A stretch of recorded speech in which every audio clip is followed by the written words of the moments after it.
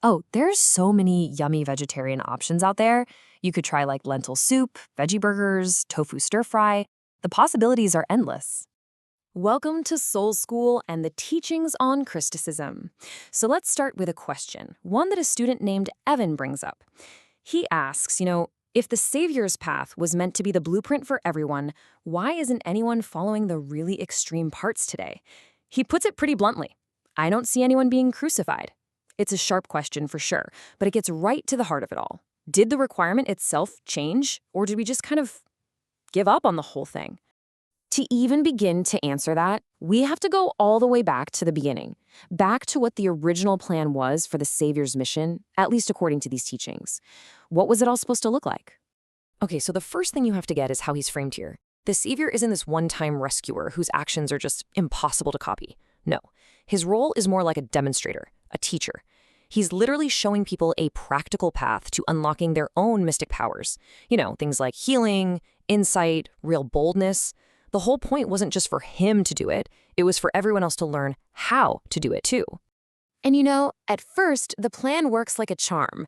First, the Savior demonstrates the path. Then, his companions totally pick up the torch and become these powerful healers themselves.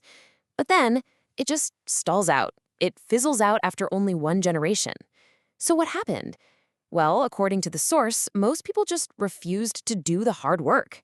They found it a whole lot easier to see themselves as miserable and worthless than to actually reshape their lives. And this is the critical moment, the failure that opens the door for a completely new story to be written.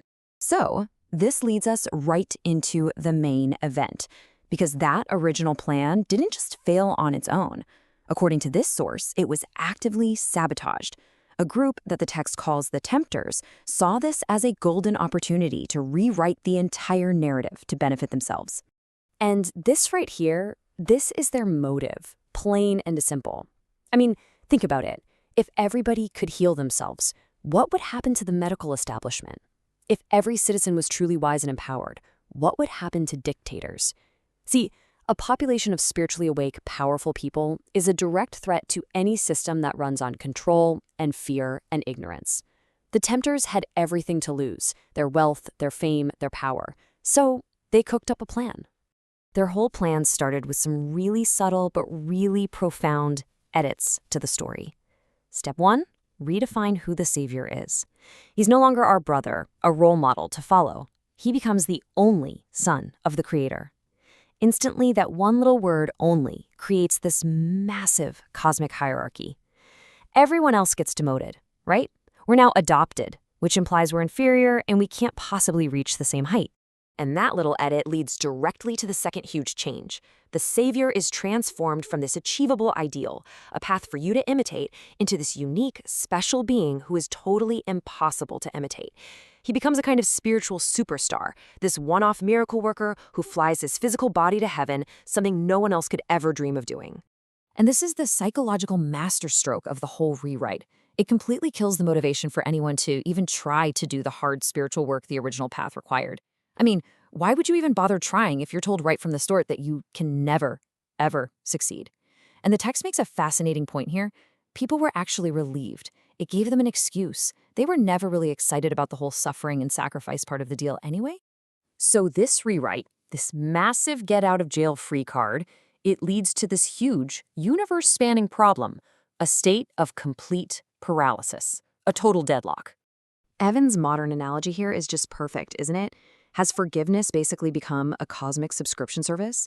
Like a celestial customer service line you can call up, say, I'm sorry, and then your karmic debts get wiped clean by some executive order? It just shifts the entire burden of responsibility off of you and onto somebody else. And this slide just captures the result perfectly. A cosmic standoff.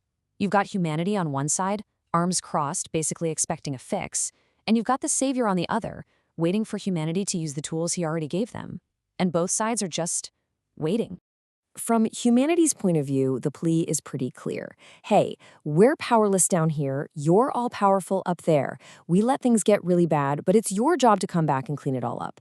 You've got the superpowers, not us. We're just the adopted kids. We are waiting for you.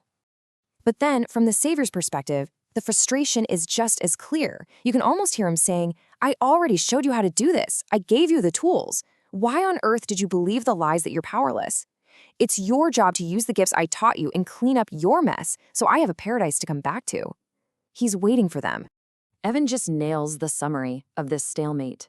On one side, you have people waiting for a kind of divine problem solver to just swoop in, erase all the debts, and fix everything for them. And on the other side, you have the savior waiting for soul students to actually step up, become spiritual warriors, and fight their own battles. And the question just hangs in the air. Who's going to blink first? Okay, so is this deadlock the end of the story? Is everyone just stuck waiting forever? Well, not according to Crysticism. There's an alternative. There's a different story that can break the stalemate, and it's a story of co-creation. At the heart of this different story is a totally different way of looking at karma. It's not some punishment from an angry judge in the sky. It's just a law of energy. When you misuse mystic energy, it gets stuck, it gets locked up, and it is your responsibility to redeem it, to set it free. It's personal accountability, plain and simple. And this quote is such a powerful rejection of that whole rewritten story. It argues that the Creator's universe is built on personal responsibility, not on some cosmic bailout plan where one being is forced to carry everyone else's baggage for all eternity.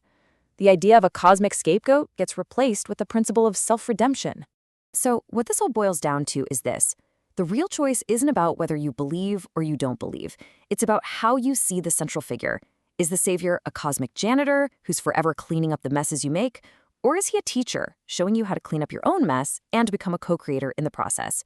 One path leads to just passively waiting, the other leads to actively participating. And that brings us to the end of this explainer. The story, as the source tells us, has really just begun. It leaves us with a direct and pretty provocative question that reframes this entire thing. It's not about waiting around for someone to come and fix the world for you. It's about deciding what your role is going to be. So what's it going to be?